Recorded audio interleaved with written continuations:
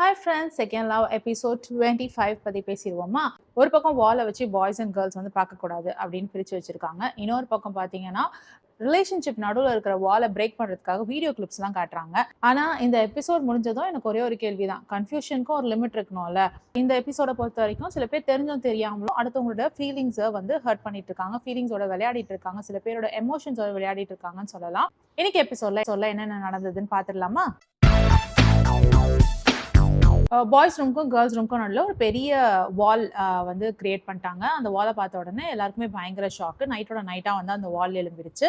அந்த வால் என்னதான் இருந்தாலும் கண்டஸ்டன்ஸ் வந்து ஹோல் வழியாக பார்த்து பேசுறது, ரிஃப்ளெக்ஷன் வழியாக பார்த்து பேசுறது, இதெல்லாம் பண்ணிட்டு தான் இருந்தாங்க. ஏன்னா சத்தம் கேட்க தானே செய்யும், என்னதான் வந்து வால் போட்டு மறைச்சாலும் சவுண்ட் கேட்க தானே செய்யும். அது வழியாக நிறைய விஷயங்களை அவங்க வந்து ஷேர் பண்ணிக்கிட்டாங்க.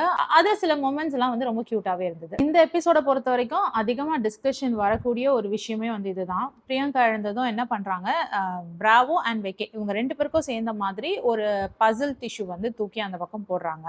ஸோ அதுக்கு அவங்க சொல்றது என்னன்னா, பிராவோ வெக்கே ரெண்டு பேரையும் கூப்பிட்டு இவங்க என்ன சொல்றாங்கன்னா, இதுல இருக்கிற விஷயத்தை நீங்க கண்டுபிடிச்சீங்கன்னா இதுல இருக்கிறத வந்து நீங்களும் செய்யலாம் நானும் செய்யலாம் அப்படின்ற மாதிரி சொல்றாங்க. ஸோ அதை வந்து வெக்கேவும் கண்டுபிடிச்சிட்டு வந்து சொல்றாரு. டிஷ்யூல எழுதியிருந்த பசில் சால்வ் பண்ணா கிடைக்கிற ஆன்சர் வந்து கிஸ். ஓகே, இது வந்து ஃபன்னா இருக்கு அப்படின்னு சொல்லி எடுத்துக்கிட்டாலும் ஒரு கொஸ்டின் இருக்கு. இதே விஷயத்த வெக்கே செஞ்சா பிரியங்காவால அக்செப்ட் பண்ணிக்க முடியுமா? ஃபார் எக்ஸாம்பிள், இதே டிஷ்யூ பேப்பரை கேர்ள்ஸ் சைடில் தூக்கி போட்டு பிரியங்கா அண்ட் சிந்தூரி இவங்க ரெண்டு பேரும் இதில் என்னென்னு கண்டுபிடிச்சி சொல்கிறவங்களுக்கு அதில் எழுதியிருக்கிறத நான் செய்வேன் அப்படின்னு சொன்னால் இது வந்து பிரியங்காவுக்கு ஓகேவா இருக்குமா? பிரியங்காவாலையும் அந்த விஷயத்த வெக்கே எடுத்துக்கிட்ட மாதிரி ஸ்போர்ட்டிவாக எடுத்துக்க முடியுமா அப்படிங்கிற ஒரு கேள்வி ரைஸ் ஆகுது.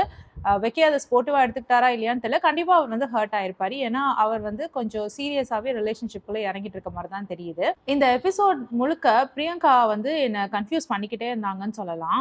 பிரியங்கா சொல்றாங்க, எனக்கு வந்து வெக்கே மேலதான் ஃபீலிங்ஸ் இருக்குன்னு. அதே நேரத்துல பிராவோக்கு இன்னொரு சான்ஸ் கொடுக்கணும்னு சொல்றாங்க, அவரை பத்தி இன்னும் தெரிஞ்சுக்கணும்னு சொல்றாங்க. இந்த சைடு வெக்கே கிட்ட வந்துட்டு நீ என்கிட்ட வந்து ஒழுங்கா பேசு, நைட்லாம் பேசு, என் கூடயே ஸ்பெண்ட் பண்ணு, அப்பதான் நான் உன்னை புரிஞ்சுக்க முடியும் அப்படின்ற மாதிரி அப்படின்னு சொல்றாங்க. ஸோ இங்கே தான் வந்து ப்ராப்ளம் ரைஸ் ஆகுது அப்படின்னு தோணுது. ஒருத்தரை வந்து நம்மளுக்கு ரொம்ப பிடிச்சிருக்கு அப்படின்னு, அங்கே தான் ஃபீலிங்ஸ் இருக்குது அப்படின்னு கிளியராகவே தெரியுது. பட் இன்னொருத்தரை வந்து எமோஷ்னலாக ஹோல்ட் பண்ணி வைக்கிறது கரெக்டாக? ஒருவேளை நாளைக்கு பிராவோ ரொம்ப டீப் ஃபீலிங்ஸ்குள்ளே போயிட்டாருன்னு வச்சுக்கலாமே, இவங்க கொடுக்குற அந்த சான்ஸ் இல்லை ஆப்பர்ச்சுனிட்டி மூலமாக பிராவோ வந்து ஒரு டீப்பான ஃபீலிங்ஸ்குள்ளே போயிட்டாருன்னா, அதுக்கப்புறம் வந்துட்டு நான் வெக்கேவை தான் லவ் பண்ணுறேன்னு சொன்னால் அது சரியா இருக்குமா? இல்ல வந்து பிராவோக்கு வந்து ஒரு டீப் ஃபீலிங் வந்துருச்சு அப்படின்னு சொல்லிட்டு வெக்கேவை வேணாம் சொன்னாலும் அது கரெக்டா இருக்குமா? ஸோ ஒரு ரிலேஷன்ஷிப்ல வந்து கன்ஃபியூஷன் வந்து நார்மல் தான். பட் அந்த கன்ஃபியூஷன் வந்து அடுத்தவங்களோட ஃபீலிங்ஸை வந்து ஹர்ட் பண்ணக்கூடாது. இப்போ பிரியங்கா பண்ணிட்டு இருக்க ஒரு வேலைனால கண்டிப்பா வந்துட்டு யாரோட ஃபீலிங்ஸ் ஆகுது, அதாவது வெக்கே இல்ல பிராவோ இவங்க ரெண்டு பேர்ல யாரோட ஃபீலிங்ஸ் ஆகுது ஹெவியா டேமேஜ் ஆகிறதுக்கு வாய்ப்பு இருக்கு. அது ரொம்ப டேஞ்சரஸ் இல்லையா? ஸோ இந்த பக்கம் வாழை போட்டு மூடிட்டு ஸ்ருதிகா என்ன பண்றாங்க, ஒருத்தராவது இல்லைன்னா பேராவது கூப்பிட்டு அவங்களுக்குள்ள இருக்க ரிலேஷன்ஷிப் ஸ்ட்ராங் ஆக்குற விதமாவோ இல்லைன்னா வந்து டெஸ்ட் பண்ற விதமாவோ சில வீடியோ கிளிப்பிங்ஸ்லாம் காட்டுறாங்க. ஸோ இந்த ட்விஸ்ட் ரொம்ப நல்லா இருந்தது. நான் கூட வந்து பிக் பாஸ் மாதிரி வந்து இங்க கன்ஃபியூஸ் பண்ணி விடுவாங்க, இந்த வீடியோ காட்டுறதுனால பயங்கர சண்டை நடக்க போதும் இல்லை அப்படின்னு நினைச்சா இல்ல, ரொம்ப ரொம்ப பார்த்து காமிச்சாங்க. நிஜமாவே இந்த ஷோ ஆரம்பிக்கும் போது சொன்னாங்க இந்த ஷோ வந்து ஹீலிங்கான ஷோ அப்படின்னு சொல்லிட்டு, பிக் பாஸ் மாதிரி தான் இருக்கும் அப்படின்னு நினைச்ச எல்லாருக்குமே வந்து இது அப்படி இல்லைன்ற மாதிரி தான் இந்த ஷோ போயிட்டு இருக்கு. எதை எங்க காட்டினா அவங்களோட ரிலேஷன்ஷிப் ஸ்ட்ராங் ஆகும், இல்லைன்னா வந்து அவங்களுக்கு ஒரு கிளாரிட்டி கிடைக்குமோ அந்த மாதிரி கிளிப்பிங்ஸை தான் தேடி எடுத்து காமிச்சாங்க. ஸோ வெக்கேக்கு பார்த்தீங்கன்னா பிரியங்கா கடந்த வாரத்தில் எவ்வளோ எமோஷ்னலாக ஹர்ட் ஆனாங்க, எவ்வளோ விஷயம் கோ த்ரூ பண்ணாங்க அப்படின்றது வந்துட்டு வெக்கேக்கு போட்டு காமிச்சாங்க. வெக்கே வந்து பயங்கரமாக ஃபீல் ஆக ஆரம்பிச்சிட்டாரு.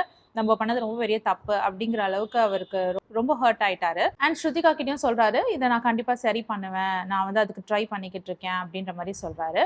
ஸோ எஸ், வெக்கேக்கு வந்து அந்த ரியலைசேஷன் நிறையாவே இருக்குது. அண்ட் அதுக்காக அவர் இந்த வீக் ஃபுல்லாகவே நிறைய எஃபர்ட்டும் போடுறாரு. அவர் வந்து இந்த கம்ப்ளீட் எபிசோட்லேயே சிந்தூரியோட எங்கேயுமே பார்க்கல. பிரியங்கா கேட்டது என்ன, சிந்தூரியோட நீங்கள் நிறையா டைம் ஸ்பெண்ட் பண்ணுறீங்கன்னு சொல்லிட்டு. ஸோ அவர் வந்து கொஞ்சம் கூட சிந்தூரியோட பேசின மாதிரியே தெரியல. ஃபுல்லாக வந்து பிரியங்கா கிட்ட தான் வந்து அவரோட டைமை இன்வெஸ்ட் பண்ணுற மாதிரி இருக்குது. அடுத்து பிரியங்காவை கூப்பிட்டு ஒரு வீடியோ காட்டுறாங்க. அதில் வந்துட்டு வெக்கே அண்ட் பிரியங்காக்குள்ளே இருக்கிற அந்த பாண்டிங்கை பற்றி காட்டுறாங்க. அது வந்து எப்படி இருந்ததுன்னா, பிரியங்காவுக்கு ஒரு கிளாரிட்டி கொடுக்குற மாதிரி, பாருங்கள் நீங்கள் வந்துட்டு எவ்வளோ டீப்பாக ஃபீலிங்ஸ் ஃபீலிங்ஸ் வந்து உங்களுக்கு இருக்கு வெக்கே மேல அப்படின்னு பிரியங்காவுடைய ஃபீலிங்ஸே வந்து ஒரு படம் போட்டு காமிச்ச மாதிரி இருந்தது. ஸோ தட் ரிலேஷன்ஷிப்ல பிரியங்காக்கு ஒரு கிளாரிட்டி கிடைக்கும் அப்படின்றதுக்காகவே அந்த வீடியோ போட்டு காமிச்ச மாதிரி இருந்தது. அடுத்தது பிராவோவை கூப்பிட்டு பிராவோ வந்து கன்ஃபியூஸ் ஆயிடக்கூடாது, ஏன்னா வெக்கே பிரியங்கா வந்து கொஞ்சம் சீரியஸா இருக்கிற மாதிரி தான் தெரியுது, இது நடுவில் பிராவோட ஃபீலிங்ஸ் வந்து ஹர்ட் ஆயிடக்கூடாது அப்படின்னு டீம் நினைச்சு ரொம்ப அழகா பிரியங்கா அண்ட் வெக்கேக்குள்ள இருக்கிற ரிலேஷன்ஷிப்பை ஒரு வீடியோவா கொலாஜ் பண்ணி அதை வந்து பிராவோக்கு போட்டு காமிச்சாங்க. பிராவோ சொன்னாரு, நான் நினைச்சது கரெக்ட் தானே, அவர் முன்னாடி இருந்தே சொல்லிட்டு இருந்தாரு பிரியங்கா அண்ட் வெக்கேக்கு வந்து வேணா சொன்னாலும் 2 பேருக்குமே ஃபீலிங்ஸ் இருக்கு, எனக்கு அது சென்ஸ் ஆகுது அப்படின்னு சொல்லிட்டே இருந்தாரு. ஸோ அவர் நினைச்சது உண்மைதான்ற மாதிரி வீடியோஸ் பார்த்த உடனே ஸோ இதுக்கு மேலே நம்ம அவங்களோட ரிலேஷன்ஷிப்குள்ளே போவே கூடாது அப்படிங்கிற ஒரு முடிவு எடுத்துட்டாரு பிராவோ. ஸோ அங்கே வந்து பிராவோடைய மெச்சூரிட்டி வந்து சூப்பராக இருந்தது. எனக்கு இங்கே யாருமே கிடைக்கலப்பா, பிரியங்கா ஒருத்தர் தான் செட் ஆகுற மாதிரி இருக்குது, அவங்கள வச்சு தான் நான் ஷோவை ஓட்டணுன்றதுக்காக இல்லை நான் பரவாயில்ல நான் பிரியங்காவையும் ட்ரை பண்ண போகிறேன் அப்படின்னு சொல்லாமல் பிராவோ வந்து ரொம்ப ஹானஸ்ட்டாக விலகி இருந்தது வந்து பார்க்க அழகாக இருந்தது. அண்ட் மோர் ஓவர் சிந்தூரியை வந்து எனக்கு பிடிக்க ஆரம்பிக்குது அப்படின்னு ஒரு கன்ஃபெஷனும் கொடுத்தாரு. ஆனால் சிந்தூரி வந்து இன்னும் ஓப்பன் அப் ஆகாமல் பேசாமல் அவள் எனக்கானவன் எப்படி தெரியும், நான் எப்படி அவகிட்ட க்ளோஸ் ஆக போகிறது அப்படின்ற மாதிரி சொல்லிட்டு இருந்தாரு. ஆனால் இந்த பக்கம் சிந்தூரி பார்த்தீங்கன்னா கம்ப்ளீட் டிஃபென்சிவ் மோட், நான் வந்து என்னை பற்றி எதுவுமே தெரிய வச்சுக்க மாட்டேன், நான் யாருக்குமே வந்து எதுவுமே சொல்ல மாட்டேன், ரொமான்டிக் ஆங்கிளில் என்னை வந்து யாருமே பார்க்காதீங்க அப்படின்ற மோடில் தான் அவங்க இருக்காங்க. ஆக்சுவலாக இதில் யோசிச்சு பார்த்தா சிந்தூரி அண்ட் பிராவோ விஷயத்தில் யாருமே தப்பு கிடையாது. பட் ஒருத்தர் வந்து ட்ரை பண்ணுறாரு, நீங்கள் ஒரு டேட்டிங் ஷோக்கு வந்திருக்கீங்கன்னு தெரியுது, ஒருத்தர் வந்து எஃபர்ட் போடுறாரு, அந்த மனுஷனுக்கு சான்ஸ் கூட கொடுக்காம கதவை மூடி வச்சுக்கிட்டா அது எப்படி சரியாக இருக்கும்? இப்போ வந்து எப்படி ஆயிடுச்சுன்னா, சிந்தூரியால ஆல்ரெடி ராஜா வெளியில போயிட்டாரு, இப்போ வந்து சிந்தூரியால அடுத்த ஒரு கண்டஸ்டன்ட் பிராவோவும் வெளியில போறாங்க. இவங்க 2 பேருமே எனக்கு தெரிஞ்சு இந்த டேட்டிங் ஷோக்கு ஆப்டான கண்டஸ்டன்டா தான் எனக்கு தெரிஞ்சிச்சு. இவ்வளோ டிஃபென்சிவா சிந்தூரி இருக்கிறதுனால ஒரு ரிலேஷன்ஷிப் க்ரோ ஆகுறதுக்கு அங்கே வழியே இல்லாமல் இருக்கு. பிராவோ இந்த எபிசோட்ல தான் நினைக்கிறேன் எங்கேயோ ஒரு இடத்துல கேள்வி கேட்பாரு பிரியங்காவை பத்தி தான். அங்க வந்து ஃபீலிங்ஸ் இருக்கும்போது எதுக்காக என்கிட்ட வந்து இந்த மாதிரி பேசணும், ஸோ எந்த மாதிரி பேசினாங்க என்ன பேசினாங்க அப்படின்னு தெரியல, ஸோ நான் என்ன இழிச்ச வாயனா அப்படின்ற மாதிரி ஒரு கேள்வி கேட்டிருப்பாரு பிராவோ. இது ஒரு சீன் பார்த்தேன், பட் அந்த சீன் நான் திரும்பி தேடி பார்த்தா எனக்கு கிடைக்கல. பட் கண்டிப்பா எங்கேயோ ஒரு இடத்துல சொல்லியிருப்பாரு, நான் என்ன இழிச்ச வாயனா அப்படின்ற மாதிரி ஒரு சீன் சொல்லியிருப்பாரு. ஸோ எனக்கு என்ன தோணுதுன்னா, பிரியங்கா உன்னை பற்றியும் தெரிஞ்சுக்கணும் அப்படி எதனா கேட்டிருக்கலாம் பிராவோ கிட்ட. ஸோ அந்த விஷயத்துக்கான வெளிப்பாடாக கூட வந்து பிராவோ இதை பேசுகிறாரா இருக்கட்டும். ஸோ சிந்தூரி விஷயமா வந்து மோனிஷா பேசிட்டு இருந்தாங்க, அந்த நேரத்தில் பிரியங்கா வந்து குரல் கொடுத்த உடனே அந்த சைட்லேருந்து பிராவோ வந்து சொல்லுமா தங்கச்சி அப்படின்ட்டாரு. தங்கச்சியா அப்படின்னாங்க. ஸோ அந்த இடத்தோடய வந்து பிராவோ என் கார்டு போட்டார். அதாவது இந்த எமோஷன் வேற ஒரு ஆங்கிளில் வந்து என்கிட்ட வந்து பேசாத, என்னோட ஃப்ரெண்டோட காதலி நீ, ஸோ அதே இடத்துல நில்லு, நீ என்னோட தங்கச்சி அப்படின்ற மாதிரி அழகாக வந்துட்டு ஒரு ஸ்டாப் போட்டார். Bravo is a very good person, ரொம்ப மெச்சூர்டாக ஹேண்டில் பண்ணுறாரு.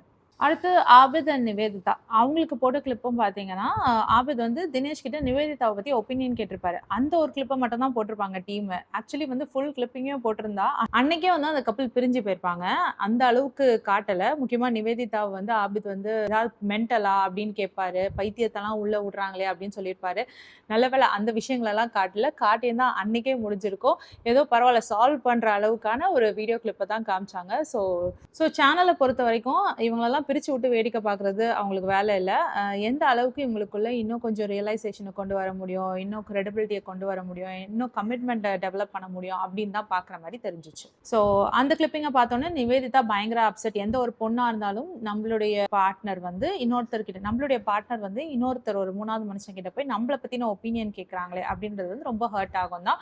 ஸோ அந்த ஹர்ட் தான் நிவேதிதாக்கும் இருந்தது. அதை சொல்லி நிறைய இடங்கள்ல ஃபீல் பண்ணாங்க. அடுத்து தேஜஸ் அண்ட் நேஹா இவங்களுக்கு காட்டின கிளிப் பார்த்தீங்கன்னா, தேஜஸ் வந்து நான் எக்ஸாஸ்ட் ஆகிட்டேன், எனக்கு போதும்னு இருக்கு, வெளியில இருந்தால் நான் டாட்டா பாய் சொல்லிட்டு போயிடுவேன் அப்படின்ற மாதிரிலாம் அவர் பேசியிருந்தாரு. தேஜஸ் இதுக்கான எக்ஸ்பிளனேஷன் என்ன கொடுத்தாருன்னா, நான் ஒரு ஃப்ரஸ்ட்ரேஷனில் பேசிட்டேன் அப்படின்னு சொல்லிட்டு சொன்னார். ஸோ கோபத்தில் தான் சில நேரத்தில் நம்மளுடைய உண்மையான ஃபீலிங்ஸ், மனசுக்குள்ளே இருக்கிற உண்மையான ஃபீலிங்ஸ் வெளியில் வரும். ஸோ நேஹா வந்து அது ரொம்ப டீப்பாக எடுத்துக்கிட்டாங்க. அதுக்கப்புறம் நேஹா மோனிஷா கிட்ட போய் சொல்லிட்டு இருந்தாங்க, இந்த மாதிரி என்னோட மனசு சொல்லிச்சு, முன்னாடியே என்னோட பிரெயின் சொல்லிச்சு, நம்ம பிரெயினும் பாடியும் முன்னாடியே சொல்லும் இது வேணாம் அப்படின்னு சொல்லி. அதையும் தாண்டி நம்ம ஒரு முடிவு எடுக்கும் போது நம்ம போய் ஹர்ட் ஆயிடுவோம். ஸோ நம்ம மனசு சொல்கிறத கேட்கணும், நம்ம பிரெயின் சொல்கிறத கேட்கணும் அப்படின்ற மாதிரி சொல்லிட்டு இருந்தாங்க நேஹா. ஸோ இதனால தேஜஸ் வெளியில் போய் என்ன பண்ணிடுவாரோ அப்படின்னு அவங்க மனசில் ஓடிட்டு இருந்த அந்த கேள்விக்கு கிளாரிட்டி கிடைச்ச மாதிரி தான் இருந்தது. வீணா அண்ட் தினேஷ்க்கு எந்த விதமான கிளிப்பிங்கும் காட்டல, இல்லை காட்டி நம்மளுக்கு காட்டலையான்னு தெரியல. அந்த கப்பலுக்கு எந்த விதமான கிளிப்பிங்கும் காட்டின மாதிரி தெரியல. அடுத்து பார்த்தீங்கன்னா ரெக்ஸ் அண்ட் மோனிஷா இந்த கப்பலுக்கு காட்டின வீடியோ பார்த்தீங்கன்னா ரெக்ஸ் வந்து வீணா கிட்ட ஃப்ளர்ட் பண்ணி பேசிட்டு இருக்கிற அந்த கிளிப்பிங்கை தான் காமிச்சாங்க. அந்த வீடியோ பார்த்தோன்னே மோனிஷாவுடைய ரெஸ்பான்ஸ் வந்து எனக்கு ரொம்ப மெச்சூராக தோணுச்சு. அவங்க சொன்னாங்க லைஃப் பார்ட்னர் அப்படிங்கிற ஒரு டெசிஷனுக்கு டைம் வேணும். பட் இதுக்காக நான் ரெக்ஸ் வந்து பேட் பர்சன் அப்படின்னு சொல்லி, ஏன்னா ரெக்ஸ் முன்னாடி இருந்தே சொல்லிட்டு இருக்காரு வீணா மேலே எனக்கு ஒரு அட்ராக்ஷன் இருக்கு அப்படின்னு சொல்லிட்டு. ஸோ இந்த வீடியோ கிளிப்பிங் வந்து எனக்கு ஒன்றும் புதுசாக எதையும் காட்டலை, இதை எக்ஸ்பெக்ட் பண்ணது தான். ஸோ இவரை வந்து நான் ஒரு நல்ல மனுஷன் அப்படின்னு நான் சொல்லுவேனே தவிர என்னோட லைஃப் பார்ட்னராக எடுத்துக்க முடியுமா அப்படின்ற கேள்விக்கு வந்து இப்போதைக்கு இல்லை தான் அப்படின்ற மாதிரி சொன்னாங்க. எனக்கு பர்சனலாக இங்கே என்ன தோணுச்சுன்னா, இந்த ஷோ முடிகிற வரைக்கும் அவங்களுக்கு ஒரு பார்ட்னர் வேணும். ஸோ அதுக்காக ரெக்ஸை சூஸ் பண்ணிட்டு மோனிஷா இருக்கிற மாதிரி தான் தெரிஞ்சிச்சு. இவங்களுக்குள்ள டீப்பாக ஒரு கனெக்ஷன் இருக்கா அப்படின்னு கேட்டால் கண்டிப்பாக இல்லை. இந்த பாண்ட் வந்து வெளியில் போயும் கண்டினியூ ஆகுமா அப்படின்னு பார்த்தா அது ரொம்ப கண்ணுக்கு முன்னாடி தெரிகிற ஒரு விஷயமா இருக்குது. மோனிஷா அண்ட் ரெக்ஸ் வந்து வெறும் ஷோக்காக மட்டும் ஒரு பேர் வேணுமேனு வேறு வழி இல்லாமல் சேர்ந்த ஒரு பேராக தான் இருக்கிறாங்களே தவிர அவங்களுக்குள்ள ஒரு ரொமான்டிக் ஆங்கிளில் ஒரு பாண்ட் இருக்கா அப்படின்னு கேட்டால் கண்டிப்பாக இல்லை. ரியாலிட்டி செக்குக்கு வந்துடலாம். அகேன் வந்து பிராவோ தான் எனக்கு தோணுச்சு. அவர் வந்து ரொம்ப அழகாக சிச்சுவேஷனை புரிஞ்சுக்கிட்டு பிரியங்கா அண்ட் வெகே இவங்களுக்குள்ள தான் வந்து ஃபீலிங்ஸ் இருக்குது அப்படின்னு, அதுவும் அந்த வீடியோ பார்த்தோன்னே அவருக்கு நிஜமாவே பயங்கர கிளாரிட்டி கிடச்சிருச்சு. அதுக்கப்புறம் பிரியங்காவே நெருங்கி வந்தாலும் அவர் வந்து தள்ளி போக ஆரம்பிச்சாரு. அது பார்க்க ரொம்ப நல்லா இருந்தது. அவ்வளோதான், இதுக்கு மேலே வராத என்கிட்ட அப்படின்ற மாதிரி ஒரு பவுண்டரி செட் பண்ணாரு. ஸோ அது நல்லா இருந்தது.